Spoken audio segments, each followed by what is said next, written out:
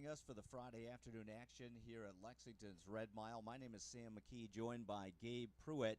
The weather could be the big key here in Lexington over the next 3 days, Gabe. We did have some rain earlier this morning. It was heavy at times, but the threat of 90% thunderstorms this afternoon seems to have dissipated a little bit. It's overcast. We could see some spotty rain, but all in all, we should be in pretty good shape. Yeah, hopefully that the rain has passed us. It looks like that way for now. So if we have to just put up with a little bit of chilly conditions, I believe we can handle that. And neither one of us is Al Roker or Stephanie Abrams for that matter, but the track has been bladed earlier. They added some material. We don't have a track condition right now. It'll probably be good to start the card, maybe fast. It's hard to say because we've had some winds to kind of dry things out. Tomorrow, if you're coming, you may want to bring a sweater.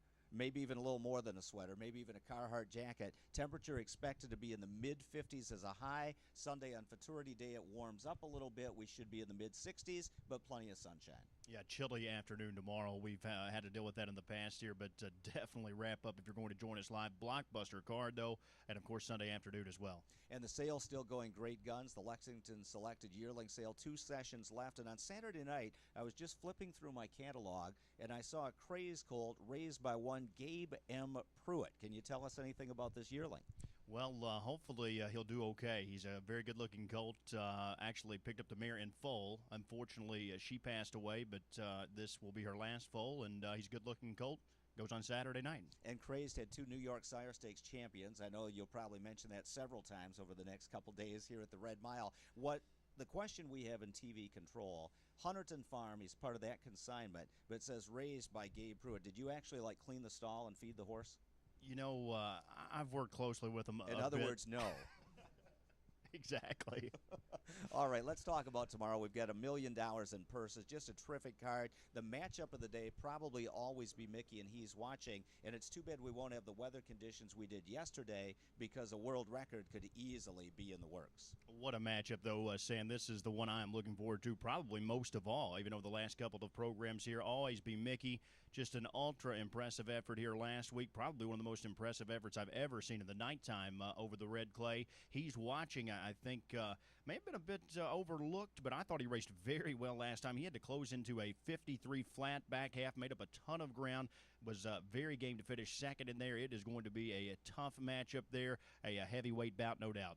And Sunday in the Kentucky Futurity, as if Father Patrick needed it, he drew the rail in a 9-horse field. He's going to be very tough to deal with. And his stablemate Nuncio raced great last Saturday as well. It's good to see him finally get a win against the top level because he's been chasing Father Patrick all season long. And it's interesting to note that driver John Campbell of Nuncio, he's been pretty confident with that colt. He truly thinks he is going to beat Father Patrick one of these starts, probably as confident as I've seen him all season in that regard. So a good matchup there in the Futurity. Looks like a 2-horse race. All right, let's take a look at today's racing program and get Gabe's thoughts and analysis. We start in the opener, first division of the American Ideal for the Grand Circuit 2-year-old pacing fillies.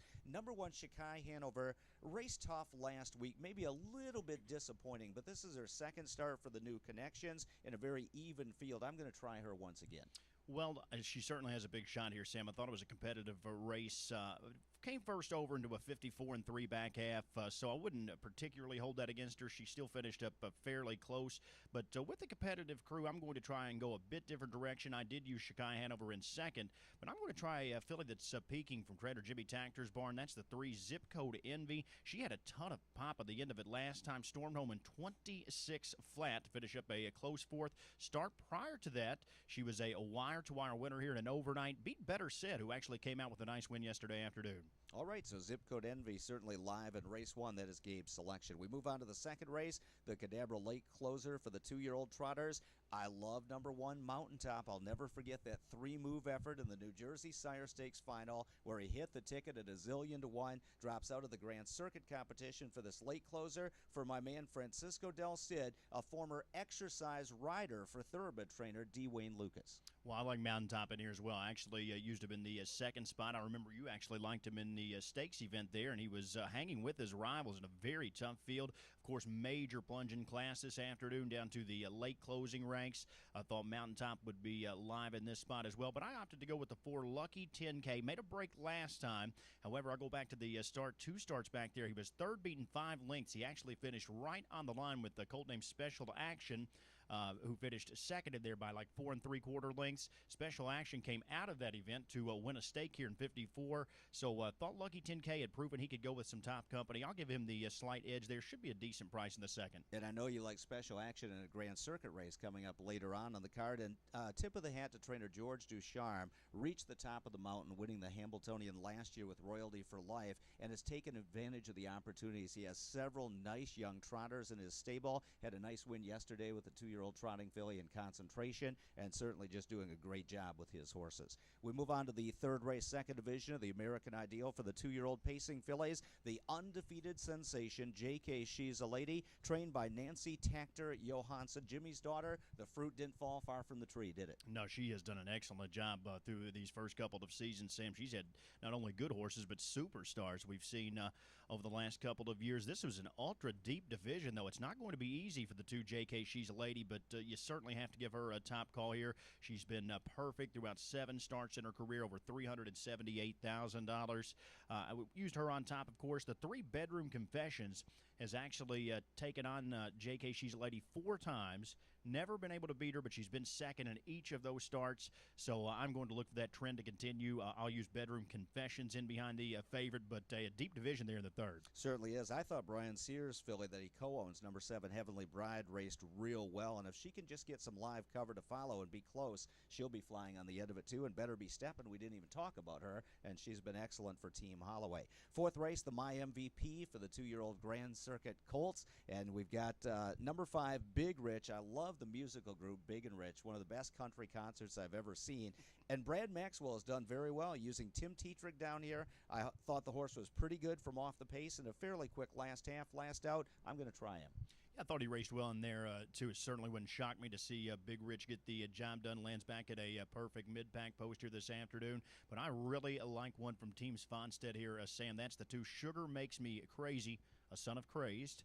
And he was first over there in that start last time. Uncle Lassie, very tough rival. Guess who's back? Finished second. So he was third in behind a couple of tough trotters there. Trotted home 27 and a fifth. You can see the start prior. He actually went off even money against Crazy Wow, the New York Sire Stakes champ. So this guy is lightly raced. I believe he's heading in the right direction. I think we'll get a good price on him here this afternoon as well. And that's the family of Chocolatier and the good Sugar Trader that John Brennan raced to as runner-up in the Hambletonian as well. We move on to the 5th race. More 2-year-old pacing fillies. How about the Burks and Yannick Gingras? Number 5, Sassa Hanover. Maybe didn't fire in the New York Sire Stakes on that bad track, but boy, she sure did look good last week. I'm going to use her right back. She was vicious last week, Sam, and actually beat a good field here handily, home in 26 and 2. No reason to go against Sassa Hanover here in the 5th. I used the 1 Divine Caroline, who I thought raced well in her local debut. Trainer Joe Holloway has had a nice meet here over the Grand Circuit couple of weeks. He's a filly fanatic, isn't he? He is. He's done remarkable with the fillies, and of course that trend continues with Divine Caroline.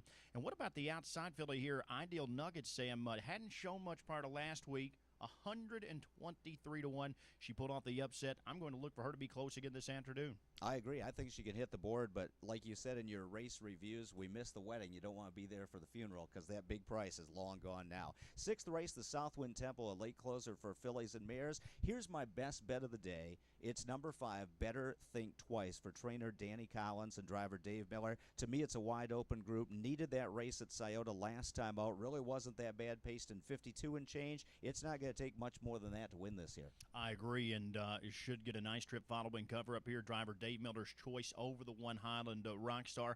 I like to find Better Think Twice quite a bit in this spot as well. I gave the slight edge, though, to the 4 Mistress to the Stars for trainer Nick Surik. Yannick Gingras has the drive. This mare at 2 moved last time. She left out, then retook the lead. Tired just a bit down the stretch, but I thought with a smoother journey that she could be alive here to kick off the pick 4. Actually went 4 deep on my ticket, though. Used at numbers 4, 5, 6, and 7.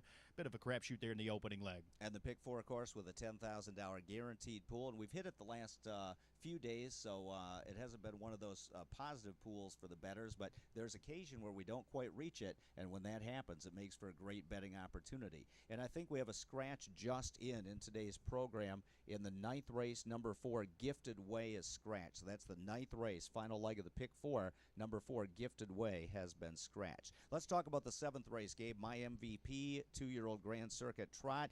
I thought it was wide open. I've always been a fan of Charlie Norris, what he does with his young trotters. Divisionists made up some ground for the back of the pack, really had no chance last week in Grand Circuit action. Better post, a field that he stacks up with. Maybe he can have something for special action. I agree. This is definitely a talented son of Andover Hall, Sam. I thought maybe this was one of the softer divisions on this afternoon's card of the International Stallion. Did give the edge, though, to the favorite on the outside, Special to Action. He has been very sharp since adding trotting hobbles, including a win last week in late closing. Company steps up to the stakes level this afternoon, so it's obviously going to be a test for class here, but I certainly think he's heading the right direction.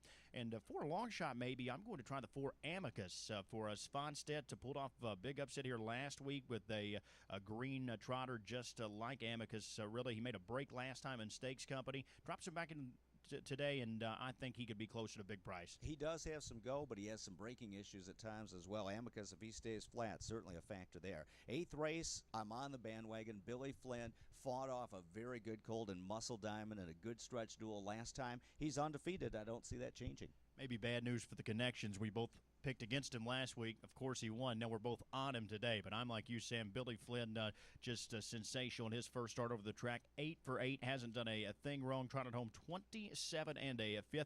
Held off a good crew there, but I like a colt a lot in here that's going to be a good number, Sam. That's the 7. What a workout for treader Frank Antonacci. Lightly raced son of Muscle Hill. He was making up a ton of ground last time. Was going to be a very close third and behind a tough duo. I think What a Workout is going to be very close here in a race 8. I went too deep at the pick 4, Billy Flynn, and What a Workout. Boy, if you can get that horse home, you're looking at a really nice ticket there. Moving on to the 9th race, once again, number 4, Gifted Way is scratched. Another division of the My MVP. I'm a big fan of number 6, Muscle Diamond. Could not track down Billy Flynn. There's nothing wrong with that. I think Muscle Diamond comes back with a win today for Hall of Famer John Campbell. Very impressive back-to-back second-place finishes against tough rivals there in Billy Flynn and Habitat.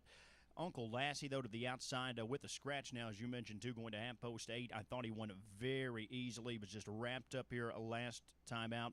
He made a break there as the big favorite in the Wellwood Stake, but had no trouble over the red clay here in his local debut for treader Jimmy Tactor. I think Uncle Lassie is a potential single here to wrap up the pick 4. And he is a nice horse, too. And Pierce Wave Hanover, the 3, ran out of steam a little bit in the late stages last week. I think with a cover trip, which he could get in here, it'll be even closer. So those 3 look like a possible pretty good box there. Moving on to the 10th race, another division of the My MVP. Good group, but I think the Peter Houghton champ, Centurion ATM, probably needed that last race a little bit. I see him stepping up. I know he'll be a short price, but I think he can beat number 7, Gabe the Bear Pruitt, or actually Gabe the Bear Dean. There weren't enough letters for Pruitt. My namesake is not faring so well here in the Stakes Company. He's been pretty good, though, all season, a 6-figure earner, but does look like a tough spot, rather, this afternoon. I agree with you. Centurion ATM needed that race last time, over 50 days off prior. He had a tough trip, came first over, and really nearly dug in to fight off the 4 Southwind Striker, who had a perfect trip following him up. Tietra gave that horse a great drive, didn't he? Very impressive. I like the drive there. Trips may be reversed here this afternoon. Should be interesting with Southwind Striker drawing inside of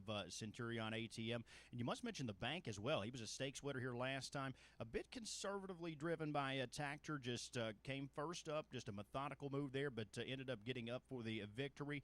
Steps up to face a better group this afternoon, in my opinion, but certainly can't overlook the bank as well. And if you have any money left for the last race, you get the lock of the day from Gabe Pruitt, and that is number 5, Code Bond. Well, unfortunately, if you're like me, typically when you get to the last race, you need to find a way to bail out. That's why we have an ATM machine. But I don't believe that you're going to be able to do that here in the finale this afternoon, because Code Bond is, in my opinion, Sam, probably going to be 1 to 5 at here. He comes off a sharp career debut with us locally. He finished in third behind Pinkman and Musical Rhythm. Both of those colts step back up to face Stakes Company today, and really draws into what is a very suspect field to close out the card. I believe you're going to have to find your value in the 20-cent super high 5, potentially underneath. Gabe, always a pleasure. Thanks for your in-depth analysis and comments. Looking forward to your work in the Paddock and the Winner's Circle, and we're looking forward to Grand Circuit action today here in Lexington. First post just 12 minutes away. Enjoy.